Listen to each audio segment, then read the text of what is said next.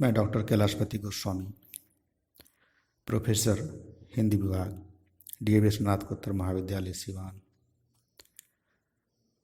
आज मैं स्नातक द्वितीय खंड की हिंदी प्रतिष्ठा का वर्ग संचालन करने जा रहा हूँ। उसमें पत्र संख्या 4 है, जिसमें कुछ कहानियों को पढ़ना है। एक प्रसिद्ध कहानी है, उसने कहा था। कहानीकार हैं चंद्रधर शर्मा गुलेरी। तो आज का जो शीर्षक है वह है उसने कहा था का केंद्रीय भाव। कई प्रकार से प्रश्न पूछा जा सकता है। उसने कहा था कहानी का केंद्रीय भाव क्या है, वर्णन करें। या इस कहानी में उसने कहा था में दिव्य प्रेम पर प्राणोत्सर्ग की कहानी है या नहीं, इस पर विचार करें। इस तरह से कई तरह के प्रश्न पूछे जा सकते हैं। तो आज केंद्रीय भाव पर मैं चर्चा कर रहा हूँ। जैसा कि हम जानते हैं, चंद्रधर शर्मा गुलेरी हिंदी साहित्य जगत में बहुमुखी प्रतिभा के धनी साहित्यकार हैं। संस्कृत भाषा के उद्भत विद्वान होने के साथ साथ वे श्रेष्ठ भाषाविद, अनुसंधाता, संपादक, कवि, निबंधकार एवं कहानीकार सब कुछ एक साथ थे। उनकी मात्र 3 कहानियां ही उन्हें कहानीकार के उच्च शिखर पर लाकर खड़ा कर देती हैं। सबसे लोकप्रिय और प्रौढ़ कहानी उसने कहा था। यह पूर्व स्वच्छंदतावादी युग की सर्वश्रेष्ठ कहानी मानी जाती है।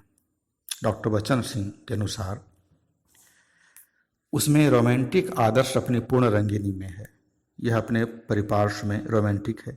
इसकी तकनीकी उपलब्धियां, नाटकीयता, स्थानिक रंग, सेटिंग, जीवन वर्णन, फ्लैशबैक अभूतपूर्व है।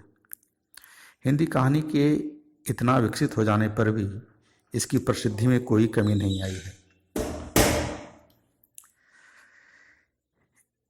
यह उन्होंने हिंदी साहित्य का दूसरा इतिहास नामक ग्रंथ में यह बात कही है। इस कहानी में पक्के यथार्थवाद के बीच सुरुचि की और प्रेम की चरम मर्यादा के भीतर भावुकता का उत्कर्ष है। इसमें घटना ऐसी है जैसे बराबर हुआ करती है। इस कहानी में प्रेम, श्रद्धा, भक्ति, त्याग, बलिदान आदि सब कुछ है।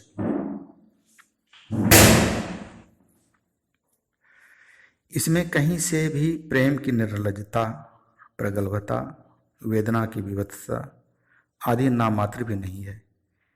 इसमें पात्र नहीं बल्कि घटनाएं बोलती हैं जो एक दूसरे से बिल्कुल जुड़ी रहती हैं। आद्यांत इस कहानी में पात्रों की बोलने की गुंजाइश ही नहीं रह जाती है।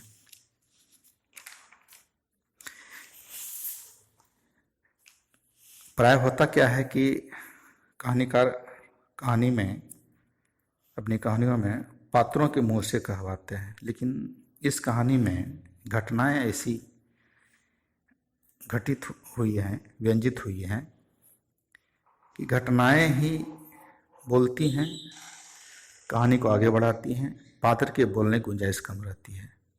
इस कहानी का केंद्रीय भाव है निश्चल समर्पण और विश्वासपूर्ण प्रेम के लिए अपने प्राणों का उत्सर्ग कर देना। इसमें प्रेम का प्रदर्शन नहीं बल्कि श्रद्धा का भाव लिए गोपनीय ढंग से जीने की अभिलाषा है। जैसा कि इस कहानी का पारायण करने के बाद हम जानते हैं, इसमें बालक लहना और बालिका सुबेदारनी दोनों अपने अपने मामा के यहाँ अमृतसर आए हुए हैं और दोनों की भेंट प्राय एक दुकान पर होती है। लहना अपने मामा के केश धोने के लिए दही लेने जाता है, जबकि लड़की रसोई के लिए बड़ियाँ खरीदने आती हैं। दोनों अक्सर मिलते हैं। एक दिन रास्ता पार करते समय असावधानी से बालिका तांगे के पहिए के नीचे आने लगती है, लेकिन बालक अपनी जान की परवाह किए बगैर उस घोड़ों की चोट से उसे बचा ले जाता है। बालिका कृतज्ञ हो जाती है और उसके भीतर लहना के साहसिक कार्य के लिए आदर भरा आकर्षण पैदा होता है। दोनों में परिचय होता है, संवाद होता है। जब दोनों सौदा लेकर आगे बढ़ते हैं तो बाल सुलभ जिज्ञासावश लड़का मुस्कुराकर अक्सर लड़की से पूछ दिया करता है कि क्या तेरी कुड़माई हो गई, तेरी कुड़माई हो गई। इस पर प्रायः लड़कियां आंखें चढ़ाकर धत कहती हुई भाग जाती हैं और लड़का ठगा सा उसे देखता रह जाता है। ये दोनों दूसरे दिन तीसरे दिन कभी सब्जी वाले के यहाँ कभी दूध वाले के यहाँ अकस्मात मिल ही जाते हैं। ऐसा संजोग है, प्रायः ऐसा होता है जीवन में। महीना भर यही हाल रहता है। दोनों का परिचय घनिष्ठ होता जाता है। इस परिचय की घनिष्ठता में आत्मीयता का विकास होता जाता है। जब एक दिन बालक हंसी में चढ़ाने की लड़की से उसकी कुड़माई के संबंध में पूछ बैठता है कि तेरी कुड़माई हो गई, तो संभावना के विरुद्ध उस दिन एक दिन बालिका कहती है, हाँ हो गई। देखते नहीं है रेशम से कढ़ा हुआ सालू। बालक के भीतर विकसित होता हुआ अधिकार भाव घायल हो जाता है और वह क्षुब्ध हो जाता है। वह आश्चर्यचकित होकर सन्न रह जाता है। बालिका लहना से ज़्यादा संयमित है, बालक से ज़्यादा संयमित है। वह अपनी कुड़माई से लहना सिंह और अपने बीच आने वाले किसी प्रकार के विरुद्ध भाव से सर्वथा मुक्त है।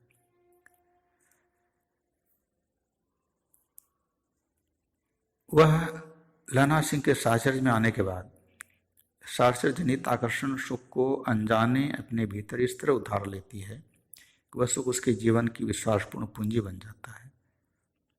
वह उसके भीतर अमिट रेखाओं में दिव्य प्रेम की छवि निर्मित करता है। बालिका सुखदारिणी हो जाती है। बोधा सिंह से उसकी संतान है जो फौज में भर्ती है। हजारा सिंह उसका पति होता है और बोधा सिंह उसकी संतान। 25 वर्षों के बाद जब लहना सिंह को देखती है, ऐसा होता है कि एक साथ फौज पर लौटने अपनी ड्यूटी पर लौटने के क्रम में लहना सिंह को सुखदारिणी घर के अंदर से ही पहचान लेती है और उसे भीतर बुलाकर भेंट करने की जिज्ञासा जाहिर करती है। जब लहना सिंह उसके भीतर लहना सिंह के प्रति वही आदर भाव और कृतज्ञ भाव जागृत हो जाता है जो 25 वर्ष पहले आविर्भूत हुआ था। उसके भीतर लहना सिंह के प्रति जो विश्वास है वह इन 25 वर्षों में गोपनीय तो अवश्य रहता है, पर आज वह अपनी अलौकिक दिव्यता के साथ दीप्त हो उठता है। वो उसी विश्वास से लहना सिंह के प्रति लहना सिंह से अपने पति सूबेदार हजारा सिंह और पुत्र बोधा सिंह को बचाने की भीख मांगता है और कहती है कि कई संतान हुई और सबके सब असमय काल के गाल में समा गई। यह एकमात्र पुत्र है बोधा सिंह जो अपने पिता के साथ फौज में है। दोनों की के जीवन की भीख मांगती हूँ। जिस तरह तुमने मुझे बचाया था, याद है, तांगे के नीचे साने से मैं आंचल मैं भीख मांगती हूँ कि इसके जीवन की रक्षा करना हो सके तो। लहना सिंह सुखदारिणी के विश्वास पर खरा उतरता है। सूबेदार और बोधा सिंह की रक्षा हुआ अपने प्रेम पूर्ण विश्वास की रक्षा करता है। उसने कहा था शीर्षक कहानी का केंद्रीय भाव है विश्वासपूर्ण प्रेम के लिए प्राणों का उत्सर्ग कर देना। लहना सिंह सूबेदारिणी को अपने बहते हुए आंसुओं से विश्वास दिलाता है कि वह अपने प्राण देकर भी सूबेदार और बोधा सिंह के प्राणों की रक्षा करेगा और ऐसा करता भी है।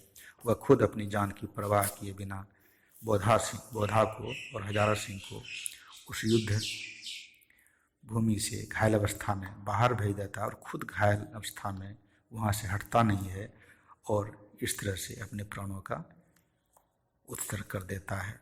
यही इस कहानी का केंद्रीय भाव है। धन्यवाद।